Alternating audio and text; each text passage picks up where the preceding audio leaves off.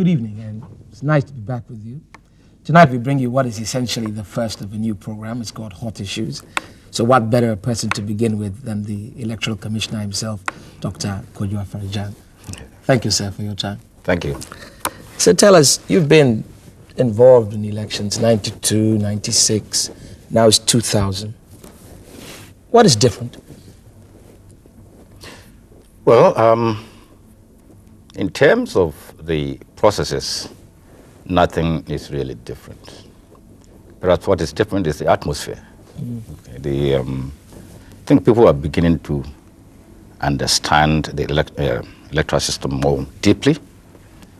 People are becoming more aware, more concerned, and more involved. The political parties, believe, are beginning to take more seriously their responsibility towards the achievement of free and fair elections. And the fact that the incumbent is serving the last term is also added to the whole atmosphere. So the processes remain the same, basically. The atmosphere is different. Doctor, I'd like to go now immediately to some specific issues.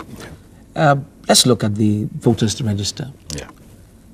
Of late, there has been quite a bit of talk about it. There are people that think it's not entirely in good shape and describe it as over-bloated. And it sort of creates quite a bit of controversy. What is your view on the state of the voters register? Well, see, it's very difficult to know whether the voters register is bloated or not. But if you relate the numbers on the register to the preliminary population census figures, and if it is indeed true that 50% of that population would be under 18 years, then you would say that the voters register is oversubscribed. We have ourselves said so on a number of occasions. And that was precisely the reason why we refused to reopen the register after we had closed the initial period.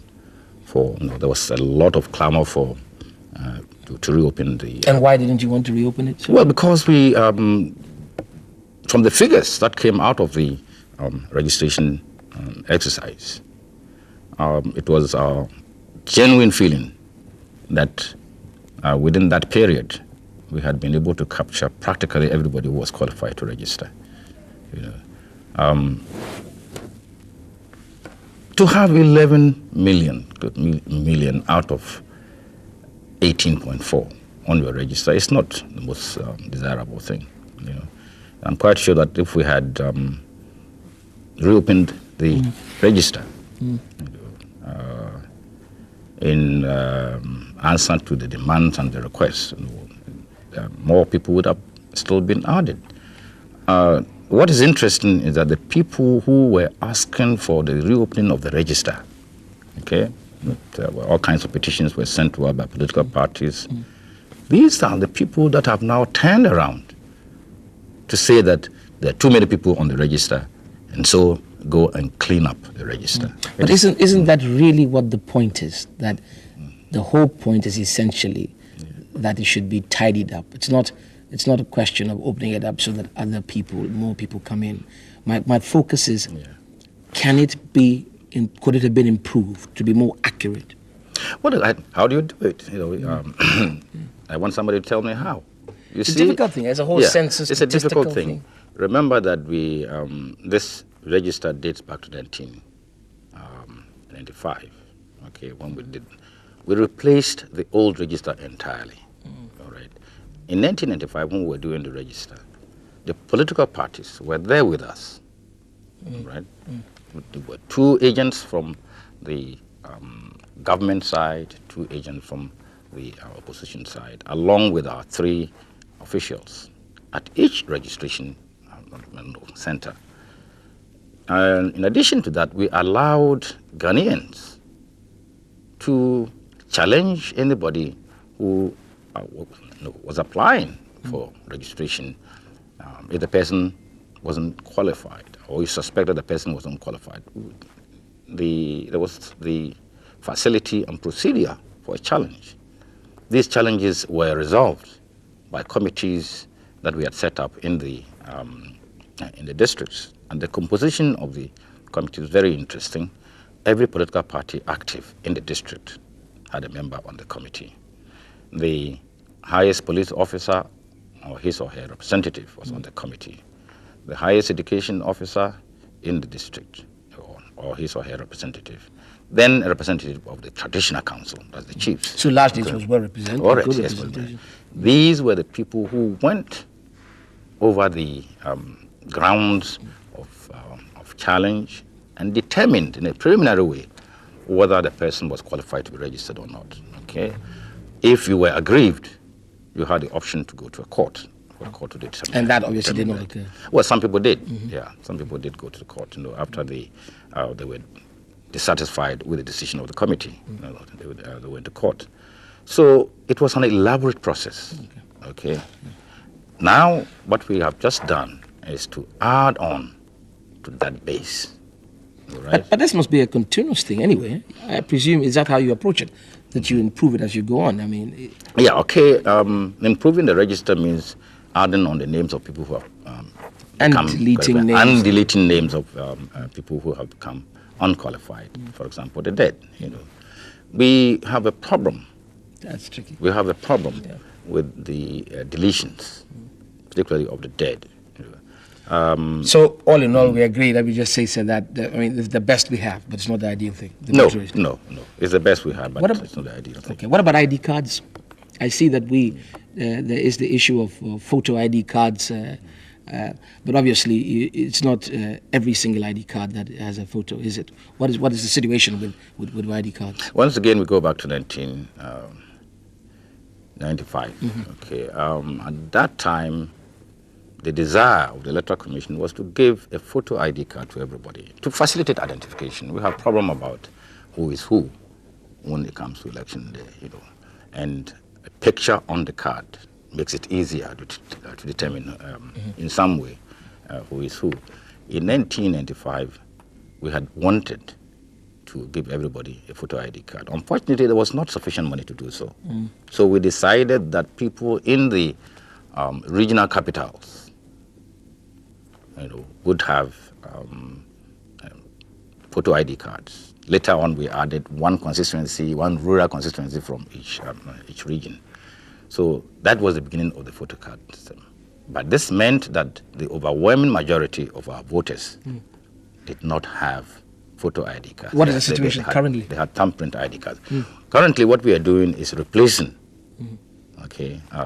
the thumbprint ID cards. And so what percentage of people will have photo ID cards by the time the elections are here? Well, if everybody turns up, everybody should have a photo ID card. We started, we've done, Ashanti region is ending today. That means we would have done 5 regions.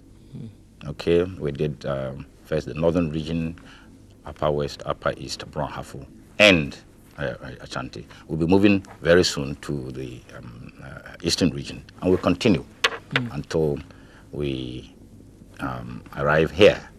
Unfortunately, Accra always seems to be the last place that we tackle, but Accra, Greater Accra region will be the last place we'll come to.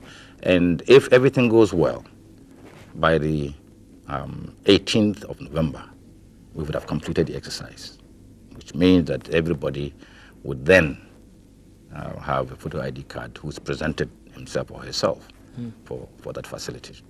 I'd like us to talk about the election date and so on, but let's go for a short break now, and then we will continue. Okay.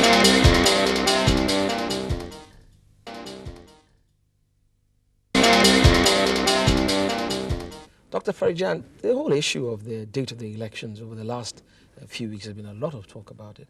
We're so close to, I mean, in many ways, the election is 3 months away, and then we suddenly have an issue of the day. Where does this come from?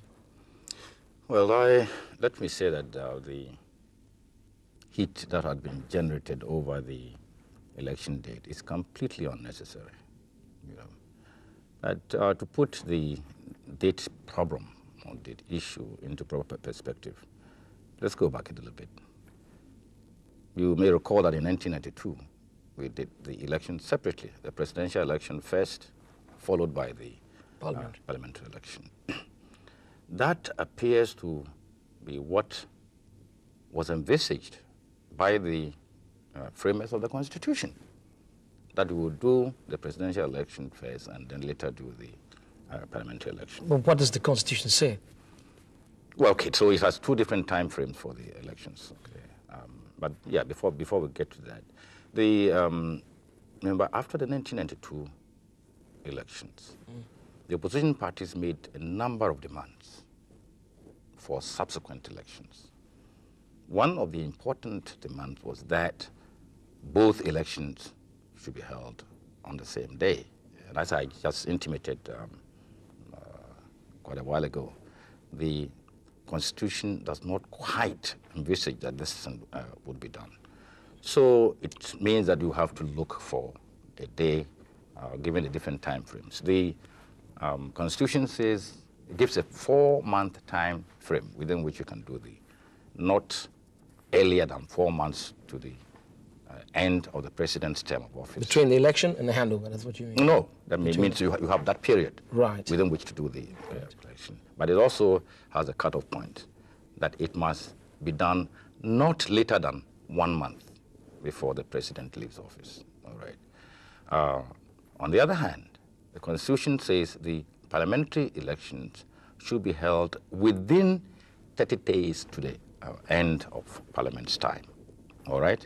So if you want to hold both elections on the same day, then you have to find a day that satisfies both, not later than 1 month to the end of the president's term, and still comes within 30 days to the end of Parliament. And if you look at the situation closely, there will be only one day that satisfies both criteria. What is that day? Okay, all right. It depends on what calculation that we did. And what interpretation you give to certain situations. Our interpretation, first interpretation, was that the president's term of office comes to an end on the 7th of January. And similarly, Parliament stands dissolved on 7th January. So the calculations would begin from that perspective, all right. So we counted, in case of the parliamentary election, we counted it 30 days backwards from 6th January. Okay, 6th January. 2001. Yes, 6th January 2001, backwards to December, and it fell on the 8th. All right. Then, in terms of the presidential election, which says not later than 1 month before the president leaves office. All right. What does 1 month mean? According to the Interpretation Act, if you start the reckoning from the first day of the calendar month, it is to the end of that month. Okay. So if it's 3rd January to that's the end of January. On the other hand, if you start from any other day than the first day of the calendar month, 1 month means the numerically corresponding day in the following month, -1. Let me deliberately go past the detail, because my key question really is, so this occurred to the Electoral Commission only recently? I'm quite curious. No. I'm telling you why we settled on the 8th. Okay, if you take what I just said. Although that was not the original date, the 8th. It was the 7th. No, I'm talking about the 8th. Right. How we settled on the 8th. Yes, but I'm saying obviously you went through. I'm just saying this is not something that occurred much earlier. Is there a reason that it didn't?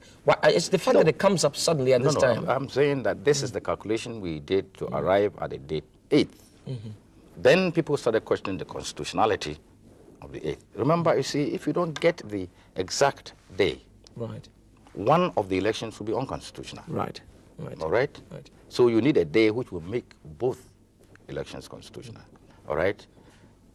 The scenario I gave you, which means that if the president term ends on the 7th, then it means that you cannot do it on any other day than later than the 8th, because the corresponding date will be 8 in January -1. That brings you to the. So recap, what is the final position? Well, the final position, we went for interpretation and so on.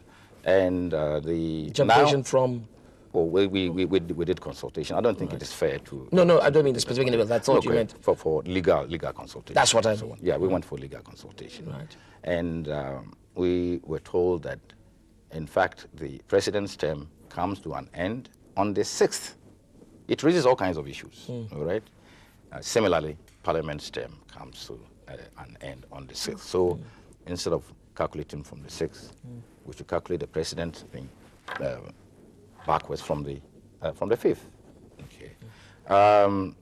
I said it raises an interesting issue. If that is the case, it means even if it comes to an end 12 midnight, it means between 12 midnight on the 6th and the time on the 7th when a new president is actually sworn in, then we have no president. It's amazing. So there are all kinds of things. Is this significant, all of this, at all? Well, it may have, it may have all kinds of implications and significance and so on. But at least it means that it's not literally a handover. A handover means that I'm handing over to you, so my term expires after I hand over to you. This one, there is going to be a vacuum. Okay. There's going to be a vacuum. In any case, so based on this interpretation, then we started the calculation. All right? We had a problem with the parliamentary election within the 30 days. Then we were told that the rubric says 30 days, within 30 days before the dissolution of Parliament. So instead of counting from the 6th, we can count from the 5th. And if you do, then now the 7th becomes the date. So are you comfortable that all these matters now are clear? Well, so far as we are concerned, yes, we have acted on the best legal interpretation that we have.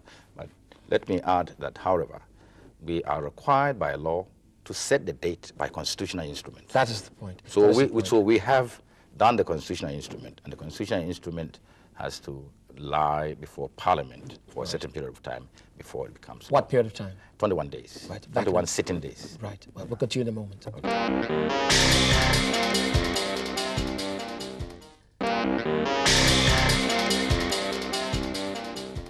Dr. Faijan, you have quite a tricky job. In a funny way, we see you and focus on you in election time. What do you do in between? What do you do in between? Well, see, there's a lot of preparation that goes into what you see. We started planning this election quite a long time ago. You have to see. Remember that you have only one day to accomplish such a massive task. Even organizing a small party and so on, it's not a joke. How much more having a big party? Yeah, a big one. Okay, a national party. Absolutely. Okay. Where you have to send men and materials to over 20,000 points. You feel the pressure? You do feel the pressure, because you feel also the pressure sometimes from people that perhaps you are impartial. You get all kinds of things, all kinds of pressure in a job like yours. I think you develop immunity against that. You're immune to that. Well, it's the only way you can stay in that job. I think that it's an unfortunate national pastime, to make allegations, unfounded allegations. But some of them, I believe, are you really. I mean, if you think about it, they sit there and they think. Where do you get your money from? Where's your funding from? And so on. And there's always a tendency to sort of think that sort of undermines your independence. And that's not the case, is it? No, we all get our money from the same kitty, But you're insulated, and the Constitution secures your tenure of office anyway, doesn't it? Yes, it does. It does. You see, funding, elections are very costly. There's no two ways about it. And I don't know of any election commission in Africa which gets all the money that it needs. There are all kinds of things that you would want to do, and there simply is no money to do it. But you do need some money. There are certain things that are critical, essential to the election. You will get money for those things. Like what? Oh, we have to print ballot papers. Yes, no money, there will be no ballot papers, there will be no election. All right? That is it. Are you ready for the election? Do you feel ready? Well, yes, we're moving. You see, you're moving systematically. We just took nominations yesterday. Right. Now we're moving to the stage of preparing the ballot and printing the ballots and so on. So we're moving steadily towards the elections. It's not something that you can do in one day and sit down and say, yes, wait, I'm ready. No, I'll move. You have to do one thing after the other. I noticed and we're on course. Yes, there have been quite a few things happening in the last few weeks. This issue of balloting and all this confusion that took place for ballot papers. Do you need to do that? Must there be? Is that a requirement? Must there be the need to do that, to ballot for position on the? Is that the only way to do it? No. There are various ways of doing this. I mean, previously, what used to happen was that if you came first, if you were the first nominated, you'll be first on the ballot. So there was a scramble. For the first position? Yes, or for various positions. Well, why don't you do the ballot sideways? Horizontal. I mean, put a picture and then there's space. But even horizontally, if you count from the left, somebody will be first. You think the left is depends. Maybe from right, if you count from the right, it might be. In any case, anyway, that is doing. So we didn't want this stampede and so on, rush at the parties and so on. People used to come and sleep behind our gates. To have the first position. Yes, to have the first position. So we talked about this in the party advisory committee and said this is not the best way to do things. We agreed that maybe some balloting will take place. Check for it, and it was fair. On this particular occasion, there was one of the parties had a bit of difficulty, the DPP, for example. Just very quickly, sir, if there was a dispute between the party, why wasn't it sidelined altogether? Well, see, the party exists as a party on our books. Okay, that's what I'm interested in. I mean, so obviously you must be referring to the original founders, and you have to have a reference point. Well, it's not original founders as such. The leadership of the party is expected to change from time to time, or to be there must be renewal of the authority. Okay, of course, if you are the same person they want, then they will periodically renew your mandate. But it is really curious to say that I own a party. A party, in a democratic society, a party belongs to the members. It does not belong to them. That is why the leadership has to go for a mandate periodically from the members. You have a situation which has arisen within the DPP of claims to perpetual leadership in the by specific individuals. By specific individuals and so on. Unfortunately, these things have not been resolved. But that's my point, that when the party does not resolve those internal wranglings. They are before the court. Right. Okay. And we were held in contempt, even though an action, a motion, had been on the books for over a year. Normally, a motion takes only a few days, a few weeks to resolve. This motion had been on the books for over 1 year. And we went and supervised the Congress, for which we were held collectively. All the entire membership of the commission was held in contempt of court. So we recognized the party as a party. The problem was who was the leader, who were the officials and so on. So, of course, we had to allow the DPP to participate in the balloting, just in case they were able to resolve their differences before the nomination day. And that is why we allowed them to do it. You have a lot of these distractions. I mean, there are quite a few things. You must consider these distractions, because I'm sure you'll be trying to... Yeah, okay. You see, there is something that I personally don't understand. When parties have internal problems, then they, if they want to go to court, they join us in the action. Okay? Just before I came here, apparently there was a disagreement over who should be a party's candidate. We have nothing to do with the selection of the candidate, and yet the action has been joined. So, yes, we have some of these things which amount to distractions. Yes. But as you said, you're tough-skinned. Well, no, somebody has to do the job, and we have quite a bit of experience. So you were there in 1992, yes. 1996. Yes. You were not the chairman of the commission in 1992. No. But you were in 96. Yes. frankly, do you feel that the conditions for a free and fair election in Ghana exist? You see, this is a very loaded question, because when you talk about free, particularly the free aspect of it, it implies so many things, a lot of which lie outside the domain and the competence and the responsibility of the Electoral Commission. You see, for example, it implies that the competing parties have adequate resources. Each of them has adequate resources to make the competition fair, all right? It implies also that the campaigning is free and fair, and people have access to the voters in order to try to convince them to do that. Our role in it is to make sure that there's a system, particularly of voting and counting the votes and so on, that is fair. For as long as, insofar as that is concerned, I can assure you that elections in Ghana have been fair. All right? And if you're talking about who has what resources and therefore what advantage and so on, that lies beyond, I'm struggling for resources myself. Access to the media? Access to the media and so on and so forth. Right? What is your view on that as well, access to the media? All these are, okay. I think we've come quite a long way, since 1992. This media is more open to the various competing parties and so on and so forth. So you think things are better? Yeah. Well, things like, see, I take an evolutionary view of democracy. Right. I don't think that we are going to achieve a perfect situation in a day. It's a learning process. And you remain optimistic? I'm very optimistic. I think that we've gone a long way, and I do not envisage any reverses. Yes. Dr. Fajan, thank you very much for coming. Thank you for your time. Yes. Well, we've been talking to the Electoral Commissioner. It's a hot seat, especially in a year like this. You've heard him, and I'll leave it to you. See you again next week. Good night.